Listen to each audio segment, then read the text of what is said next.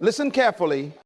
A woman who has been betrayed is not a broken woman. She is a woman God has chosen to protect. Sometimes the greatest gift God gives you is not a new blessing, but a revelation of who was never for you in the first place. And when he allows their exit, it's not to break your heart, it's to preserve your destiny. Don't cry over the person who walked away. Celebrate the God who blocked what would have delayed your assignment. You see, betrayal is not a sign that you're weak. It's a sign that you were too powerful to keep contaminated company. God is more committed to your purpose than your comfort. And sometimes his protection comes wrapped in painful exposure. When a person shows you their true face, it is not rejection, it is revelation. A woman of purpose must never tie her identity to people who can't see her value. That's why emotional detachment is not a lack of love, it is the overflow of wisdom. You are not called to chase, you are called to carry. And when you carry the weight of destiny, you don't have time to beg people to stay. Listen, when Jesus was betrayed by Judas, he didn't protest, he didn't retaliate, he fulfilled, he moved forward. Why? Because the betrayal was necessary to complete the purpose. Some of the people who left your life didn't walk away, they were released by divine order. They had to leave. Not because you weren't enough, but because your next season required their absence. Don't let your emotions anchor you to expired places.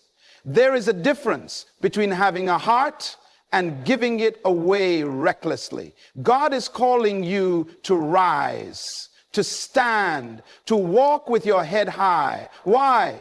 Because when you refuse to lower yourself to revenge, you position yourself for recompense.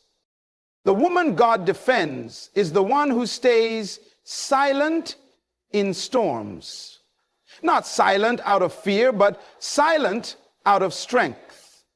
Your silence is not surrender, it is strategy. It's a declaration that you trust the God who sees all, knows all, and judges righteously. Betrayal does not cancel your anointing, it exposes the necessity of it. The devil only attacks what threatens him. So when you are betrayed, it is not because you are weak, it is because your presence reveals power. But power must be purified. And betrayal is one of heaven's tools for refinement. Let them talk, let them walk, let them misunderstand you. Heaven is not moved by the opinions of those who betrayed you. Heaven is moved by your obedience, your faith, and your detachment from things that no longer serve your future. When God fights for you, he does it in silence. He doesn't post it. He proves it. He elevates you in the presence of your enemies, not to embarrass them, but to vindicate you. And when he opens doors they try to shut, you'll understand why detachment was necessary. You had to lose their approval to gain heaven's applause. You are not created to be emotionally enslaved by temporary people. When God calls you to something greater, he will strip away what is beneath your value. He is not punishing you, he is positioning you. A woman who detaches from betrayal is not cold. She is conscious. She knows that her destiny is not determined by who left, but by who called her. Don't answer accusations. Don't chase explanations. Don't waste divine oil on unassigned vessels. Pour into your purpose. Pour into your future. Pour into what feeds your spirit, not your insecurity. God is not just your surveyor. He is your defender. He heard what they said behind your back. He saw what they did in secret. And he's not slow to respond. He's strategic. Because when he moves, he does not just settle scores. He resets the stage. He doesn't just restore, he redefines. Betrayal is one of the most painful experiences a person can endure because it doesn't come from enemies, it comes from those you once trusted. Well, in the kingdom of God, betrayal is not the end. It is a divine filter, a necessary separation allowed by God to protect your purpose. When someone walks away from your life, especially after you gave them your trust, your time, and your heart, it can feel like rejection. But heaven sees it as redirection. God never permits loss without a reason. He removes people who are incompatible with your assignment, even if your heart hasn't caught up to the decision yet. A filter removes what doesn't belong. It separates the pure from the polluted. That's what betrayal does. It clarifies, it pulls back the curtain and reveals what your emotions may have blinded you from seeing. Sometimes God has to break your heart to protect your destiny. He allows the betrayal not to wound you, but to wake you. Because the people who are meant to walk with you into the future will never need to be begged to stay. And those who can betray you were never sent to build with you in the first place. Don't try to hold on to what God is trying to remove. The betrayal was not the enemy's victory. It was God's mercy.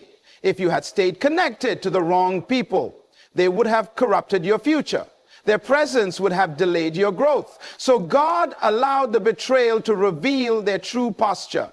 And once revealed, your only responsibility is to release. What leaves your life by betrayal is often God's way of clearing the path for something greater. It hurts, yes, but the pain is purposeful. It is God filtering your life to preserve your purpose. Pain is never wasted in the hands of God. What you call heartbreak, heaven calls preparation. When someone betrays you, when the trust is broken and your soul is crushed under the weight of unanswered questions, God does not ignore that pain. He uses it. He weaves it into the fabric of your purpose. Nothing in the kingdom is accidental. Every tear, every moment of silence, every time you chose to forgive instead of retaliate, God saw it, and he stores it, not to punish you, but to position you. God allows certain betrayals to take place because they awaken something inside of you that comfort could never reach. When everything is going well, you don't always hear the deeper call, but pain shakes you. It stirs your identity. It forces you to go deeper into the heart of God, to ask questions you never asked before, to seek healing you never knew you needed. Pain births purpose. The betrayal is not the end of your story. It is a chapter that refines the message God has placed within you. You may not see it yet, but that betrayal pushed you closer to your calling. It made you more discerning. It taught you the difference between those who are for your soul and those who are for your surface. And now you walk with more clarity, more conviction, and more confidence, not because life got easier, but because God used the pain to make you stronger. Nothing you went through is in vain. The nights you cried, the moments you questioned your worth, the silence you endured, God collected it all. And he is turning it into strategy, into strength, into spiritual authority. What the enemy meant to destroy you, God is using to define you. He's not just healing you, he's equipping you. Emotional detachment is often misunderstood. It is not the absence of love, nor is it coldness or indifference. In the kingdom, emotional detachment is a form of wisdom. It is the posture of a woman who knows who she is and whose she is. It is the discipline to feel deeply, yet not be ruled by those feelings. It is strength in stillness. It is clarity in chaos. When a woman learns to detach emotionally from what is destructive, toxic, or beneath her purpose, she is not running away. She is rising up. When someone betrays you, your first instinct may be to fight for the relationship, to demand answers, or to hold on out of fear of losing something familiar. But emotional detachment teaches you that peace is more valuable than proximity. Just because you love someone doesn't mean they are qualified to walk with you.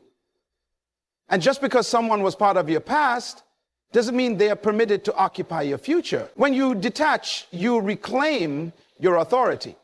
You take your emotions out of the hands of people who mishandled them.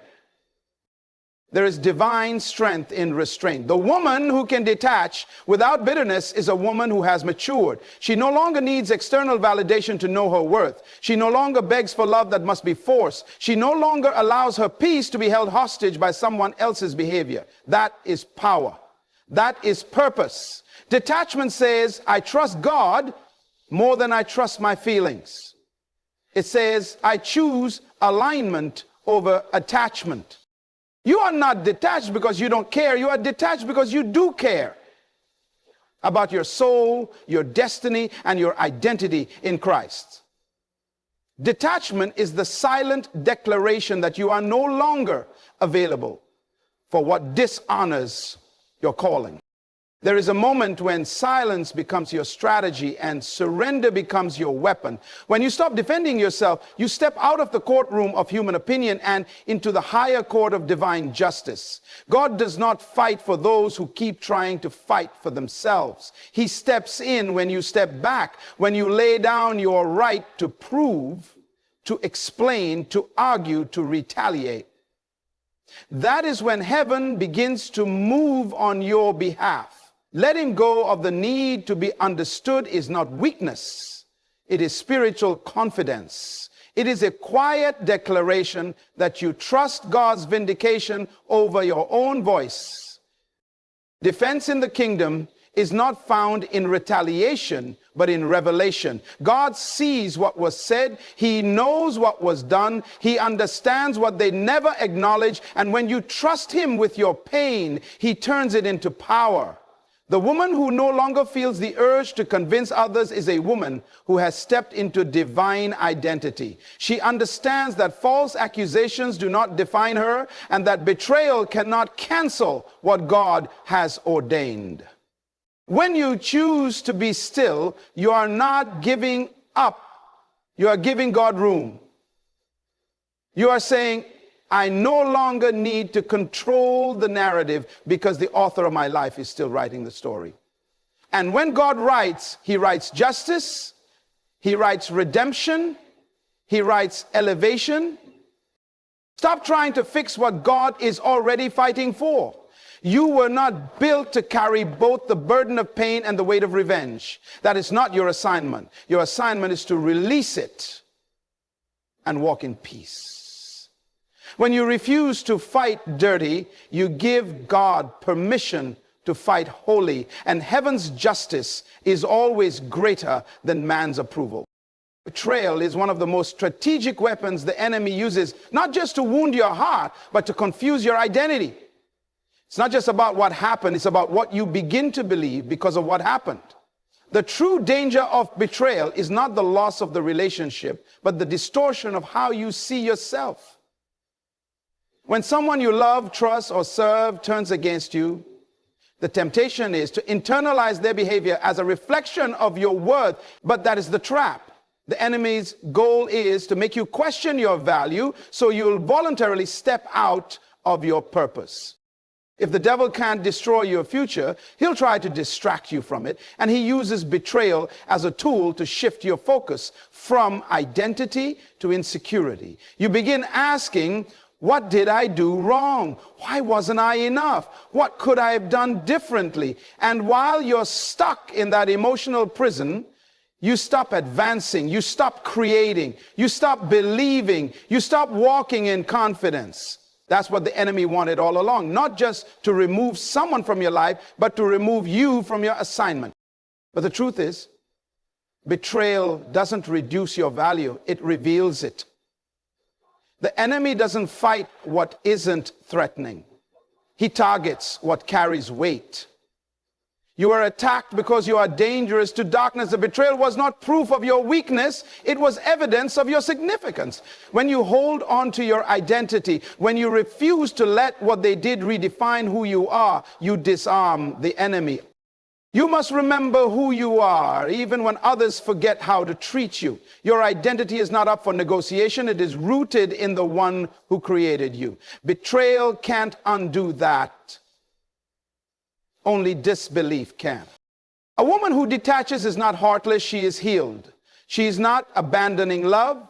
She is protecting value. There's a point in your growth where silence becomes sacred and distance becomes divine.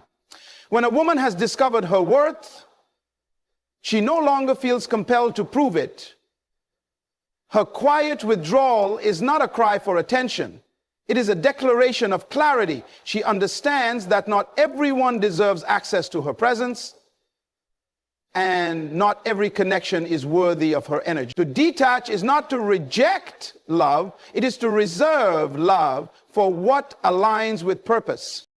There is wisdom in recognizing when your presence is being mishandled. Sometimes the most powerful statement you can make is not with your words, but with your absence. When people repeatedly dishonor your heart, take your loyalty for granted, and treat your openness as weakness, detachment becomes your shield. Not to punish them, but to preserve you. Love without boundaries becomes a breeding ground for betrayal. And when you have matured spiritually, you learn that protecting your peace is not pride, it is stewardship. The woman who chooses silence over drama, stillness over reaction, and distance over desperation is not cold, she is consecrated. She has nothing to prove and no desire to chase what has already shown it cannot carry her calling. Her detachment is a mark of discipline. It shows she has decided to no longer negotiate with confusion. She no longer invests in places that drain her. She has learned that the oil on her life is too precious to be wasted on the uncommitted. This kind of woman walks differently. She speaks less but carries more. She chooses peace over performance and purpose over people pleasing. Her detachment is not escape, it's elevation. She is no longer desperate for company. She is devoted to destiny. God has a way of using silence to speak the loudest. When someone betrays you and walks away without apology, without explanation, and without remorse, it can feel like injustice is winning. But in the unseen realm, something sacred is taking place. God sees the betrayal, and even though heaven may seem quiet, it is never indifferent.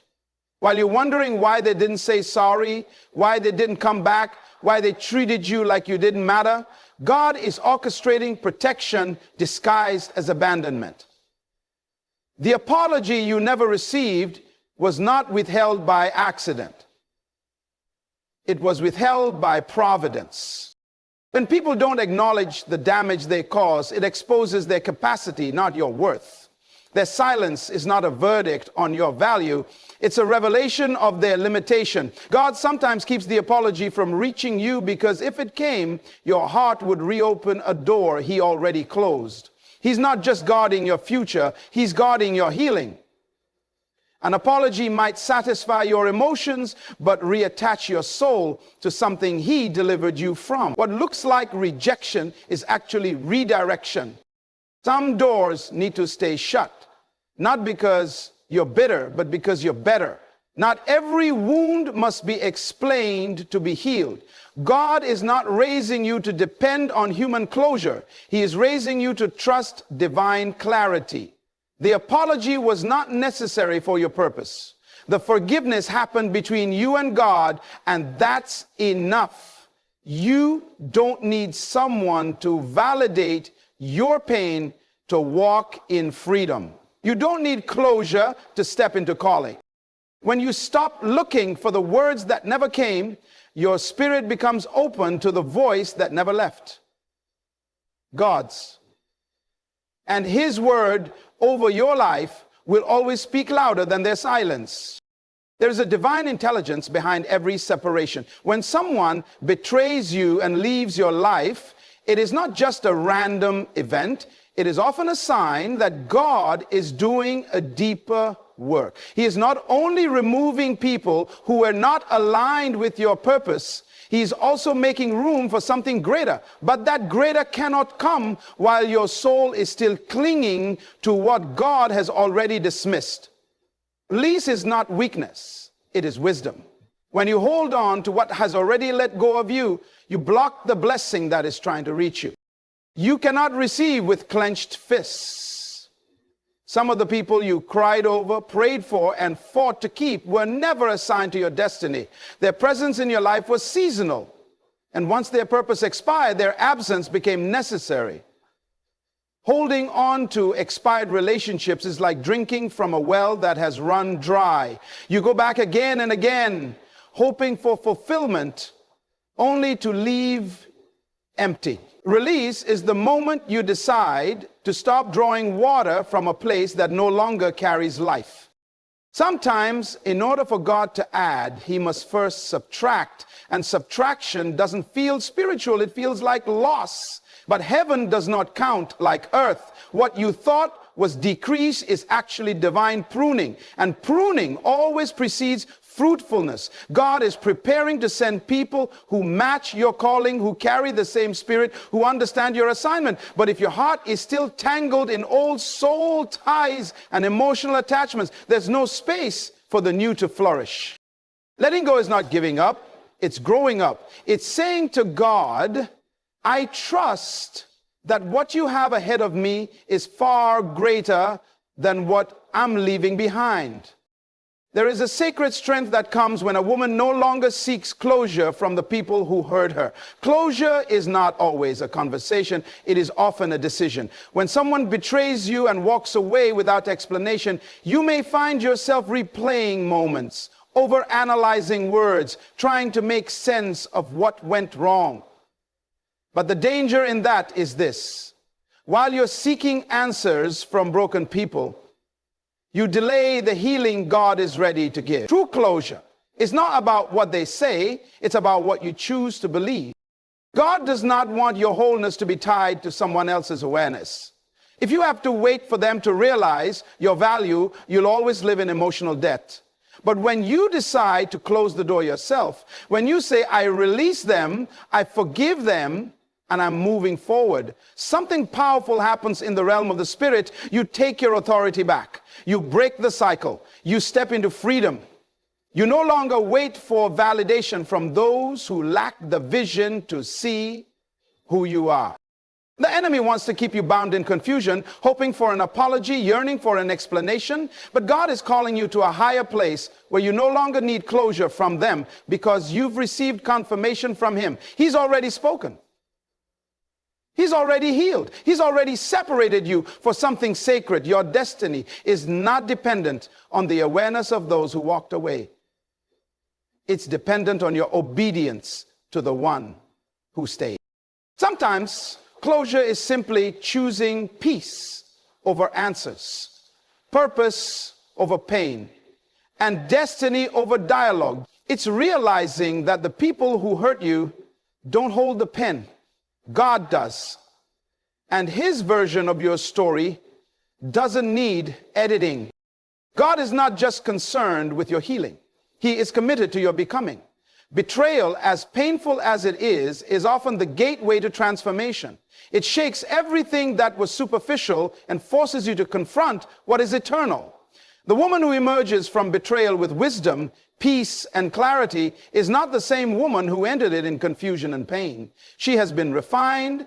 She has been emptied of false attachments, unhealthy dependencies, and misplaced trust. And now she walks with a different kind of strength, not the strength that performs, but the strength that discerns. There is a becoming that only happens in isolation.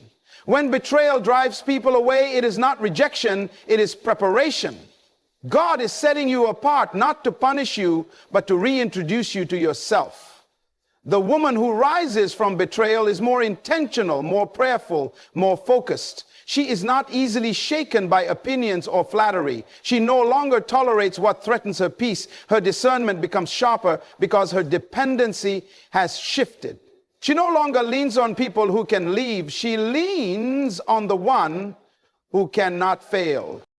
Betrayal stripped her of illusions. It revealed who was real and who was seasonal. It clarified her identity, refined her boundaries, and reestablished her connection with the voice of God. She stopped waiting for others to affirm her and started walking in her authority. She is becoming a woman who doesn't chase, who doesn't beg, who doesn't compromise. She doesn't need the crowd to feel called. She doesn't need applause to stay obedient. She is becoming whole. This transformation is not loud, it is sacred. It happens in the secret place, in the silence, in the solitude. And when she returns different. Not harder, but wiser. Not bitter, but bolder. Not broken, but reborn. So hear me clearly. When a woman has been betrayed, misunderstood, discarded, and yet she rises quietly, steadily, without bitterness, she becomes unstoppable. Not because of what was done to her, but because of what God did through her.